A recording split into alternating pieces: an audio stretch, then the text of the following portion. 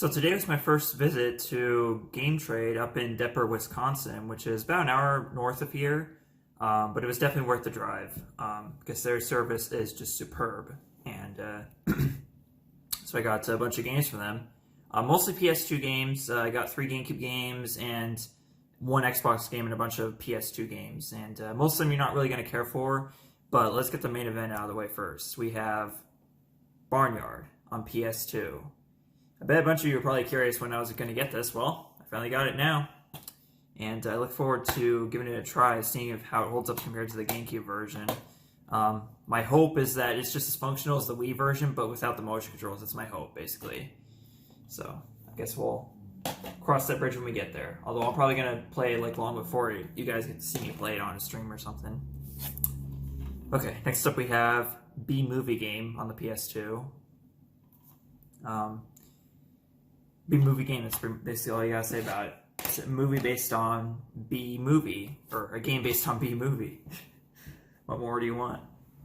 Next up we have a couple of the Cars games based on the first 2006 film.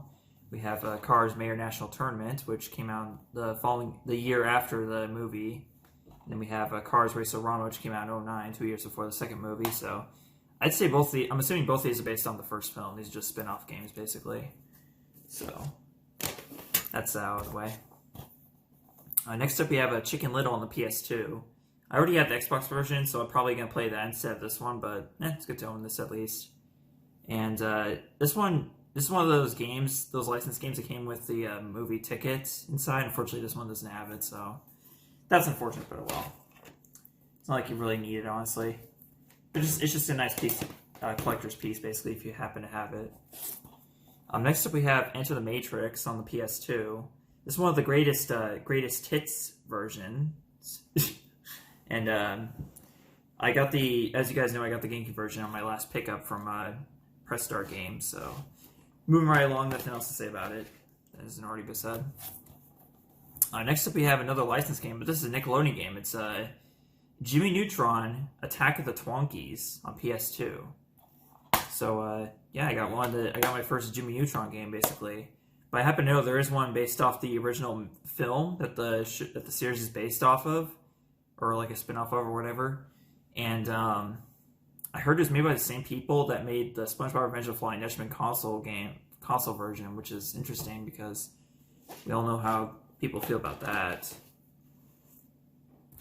Shoot, man.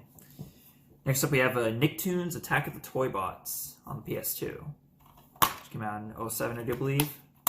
So, for those who consider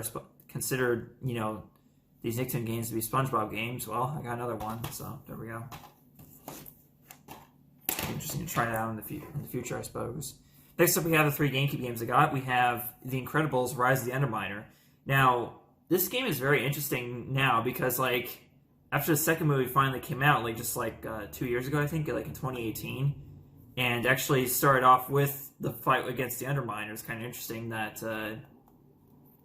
now we just basically have 2 sequels, basically. We have, the video game sequel where it's all about fighting the Underminer, and then the film sequel, which starts off with the fight with the Underminer, but that's just to start off the movie, basically. So, very cool. I finally get to own that. I knew someone who owned it, I think back in the day on the PS2 or something like that, but whatever. And then next up we have the GameCube version of Attack of the Twonkies, so there's that. The only other version that out there is actually on the GBA, so that's all I have to get. And then after that I'll have all versions of that game at least. Next up we have a Lemony Snicket's Series of Unfortunate Events on the GameCube. Again, it's just very jarring, the idea of playing these human children, these realistic human children as the protagonist, but whatever. As long as I don't know, because I know people don't really like the film and whatnot, they don't really call it a film, it's more like a movie, but I know people aren't a big fan of the movie other than Jim Carrey, but yeah, I guess we'll see how it is when I get around to playing it. And finally on Xbox, the original Xbox, I got The Legend of Spyro: A New Beginning. I already have this on GameCube, so it's cool to have the Xbox version, which will probably perform better. But again, from what I've heard, there's nothing too special about the Legend of Spyro games, so that's unfortunate. But that's it for today, y'all. That's my collection.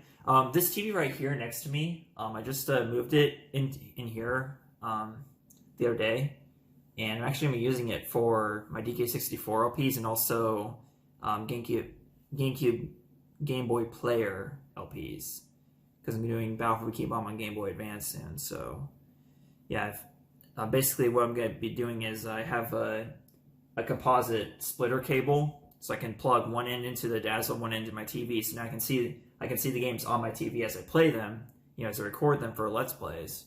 So that means I won't have to deal with the stupid capture card lag that I get with the Dazzle. So that's pretty awesome. So anyways, that's all I have for today, y'all. See you guys next time for my next collection video or my next LP episode. Bye.